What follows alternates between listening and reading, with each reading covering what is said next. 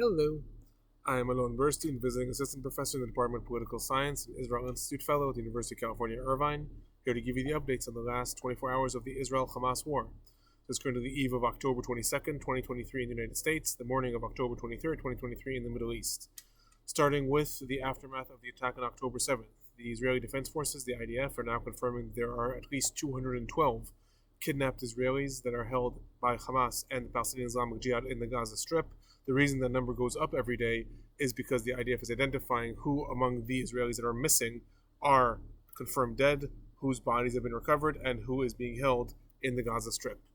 In addition, it was reported yesterday that one of Hamas's Nukhba terrorists, these are the people who infiltrated initially on October 7th, was caught as he was trying to infiltrate back into the Gaza Strip. So this is someone that was hiding out in Israel for the last 2 weeks, was trying to infiltrate back into the Gaza Strip, and was caught. This comes 3 days after another attacker was caught trying to do the same thing. So there are still Hamas infiltrators within Israel. In addition, just to give some proportions of the scale of the attack, the IDF has been collecting weapons that the attackers left behind. So there were weapons that were used, there were weapons they took back. Just the weapons that were left behind on the scenes, they've recovered over 1,000 different types of guns and weapons, 2,000 grenades, 1,000 RPGs, and over 1,200 explosive devices. It has also been reported that on the bodies of one of the attackers, they found a USB that had instructions on how to produce cyanide detonators in civilian kitchens. So it is suspected that this was intended if there was going to be a long standoff in one of the houses, which is suspected what Hamas was intending, that the standoffs would last for several days, how to also prepare chemical warfare. On to some of the ongoing fighting going on in the Gaza Strip. There were continued rockets and missile attacks from the Gaza Strip, as there are every day. The attacks today primarily focused on the south of the country, so there was attacks against Beersheva, Ofakim, Kiryat Gat, and there were also targeted Beit Shemesh. There was a direct hit in Netivot, in which an Israeli civilian was badly injured. Moving on to Israeli retaliations, the IDF spokesperson today announced that the IDF has intensified its attacks in the Gaza Strip, stating that the top of the IDF's priority is either attacking Hamas top-ranking officials or anyone who took part in the October 7th massacre. In addition, the IDF spokesperson again called on Gazan civilians to move down south, stating that the attacks now are lowering the risk factors for when a ground invasion occurs, but that civilians should move down south so that they are not hurt. In the attacks today, Mohammed Katmash, who is the deputy head of the artillery fire unit of Hamas, was assassinated. In addition, there were also reports that the IDF attacked near the Al-Shifa and Al-Quds hospital. I remind everyone that in the last 2 days, the IDF has called on the Al-Quds hospital to evacuate in the Gaza Strip, and the hospital refused. In addition, there was a gun battle today near the area of Kisufim. This is one of the crossings between Gaza and Israel. It is reported that the IDF was carrying out different operations to recover the bodies of Israelis that might have been hijacked back to the Gaza Strip. In this gun battle, 1 Israeli soldier were killed and a few were injured.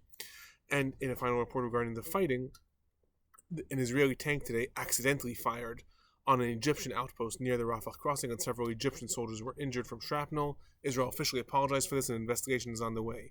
According to the Palestinian Health Ministry, 4,741 Palestinians have been killed since Israel's retaliation began, and nearly 16,000 have been injured. In addition, there are reports of over 1.4 million Palestinians that are internally displaced in the Gaza Strip.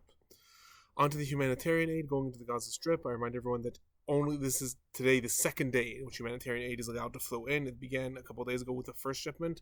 Today there was a lot of mishmash. There was an initial report in Al-Arabi Al-Jadid that 17 trucks were being allowed to move from Egypt through the Rafah crossing into Gaza, and that they were carrying fuel.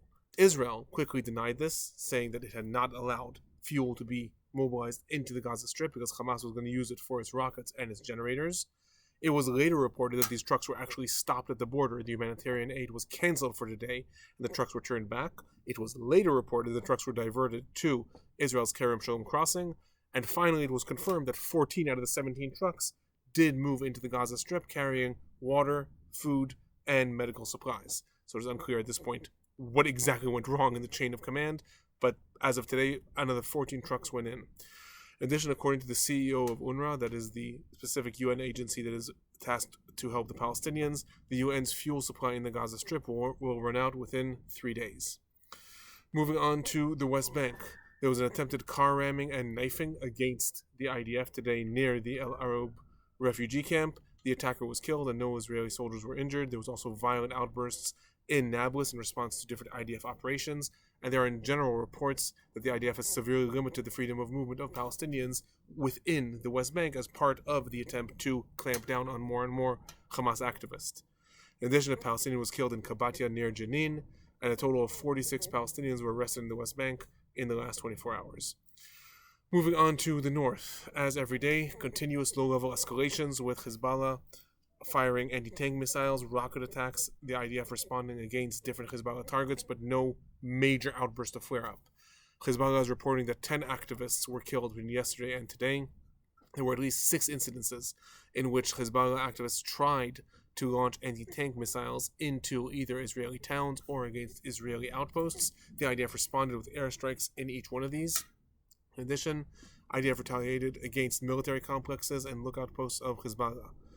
In addition, the IDF has ordered the evacuation of 14 more civilian locales and townships on the border with Lebanon. So the IDF had previously already evacuated different locales and townships that were within a certain, it was in kilometers, but let's say 2-mile radius from the border with Lebanon, and now the IDF is expanding its evacuation orders and removing more and more Israeli townships, pulling civilians back in anticipation of a potential escalation.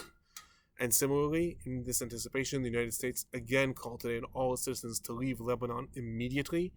And in relation to this, Israel's economy minister Nir Barkat today stated in an interview that if Iran were to attack Israel using Hezbollah, that Israel is going to retaliate against Iran directly. So again, this is part of everyone looking towards this larger regional escalation. Israel's Minister of Economy is stating that not only will Israel retaliate against Lebanon, but it will lead to a regional war with Hezbollah. And on to some of the regional developments. The Pentagon today announced that the United States is going to position anti-missile and anti-aircraft barriers in the area. It didn't say specifically in Israel, but it will likely be in Israel. It also announced that more U.S. forces are preparing to mobilize if activated. So in the event that a regional escalation does happen, there are more U.S. forces that are prepared to arrive imminently. In addition, the Houthi prime minister in Yemen, so these are rebels in Yemen that are loyal to Iran, that launched missiles towards Israel a few days ago, announced that if the attacks in Gaza continue, then Israeli ships in the Red Sea will become a target, which is another threat and escalation. Yemen controls large parts of the Red Sea, or at least has the ability to attack large parts of the crossings into the Red Sea, and stating that international commerce, specifically Israeli ships, would become a target. And in addition to that, militias in Iraq today send missiles against the Ain al-Assad base in Iraq. This base specifically houses American and international forces, and this again is Iran making good on its threats. Iran has activated its different militias in the Middle East, in Yemen, and in Iraq. Both of these organizations stated that if the United States gets involved in the war, then they will attack U.S. targets in their regions, and this is we're seeing more and more shows of force. Some of the political developments that occurred: French President Macron is scheduled to visit Israel on Tuesday, and Holland's Prime Minister is due to arrive tomorrow. So there's continued movement of different world leaders that are coming to Israel to show solidarity and to coordinate with Israel what's going to be next in Gaza. In addition, there was a meeting today between the Hamas leader, Ismail Haniyeh, who is based in Qatar, and the Iranian foreign minister, and they discussed the ongoing escalations. Moving on to some of the speculation regarding what is going to happen in the war and the future of the Gaza Strip. The IDF spokesperson today stated that the IDF, the Israeli military, is ready for the ground invasion and will carry it out when the political leadership decides. So everyone's sort of waiting what's going to happen. When will this invasion occur? There are different reports the United States is heavily pressuring Israel to hold off the invasion in order to allow negotiations with the hostages. Both Israel and the United States deny this. However, the IDF is stating, we are ready, we're just waiting for the political establishment, the political leadership, to give us the go-ahead. In addition, the Minister of Defense, Alon, today stated that in a combined operation of the Air Force and ground units in Gaza may take 1 month, 2 months, 3 months, but at the end of it, there will be no Hamas. So that's a quote, and again, reflecting what I've been reporting the last couple of days, that Israel is stating this operation is not going to be quick. As far as Israel is concerned, this operation, this war, whatever Israel is planning in Gaza, is going to take, they reported previously, several weeks or months. Now the Minister of Defense of Israel, Yoav Gallant, is saying 1, 2, or 3 months.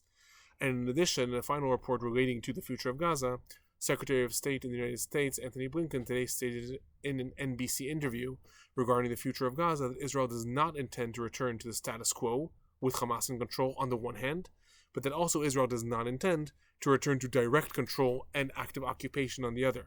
So again, echoing what has been said in the last couple of days, that Israel on the one hand plans to depose Hamas entirely, on the other hand does not plan to return to active occupation.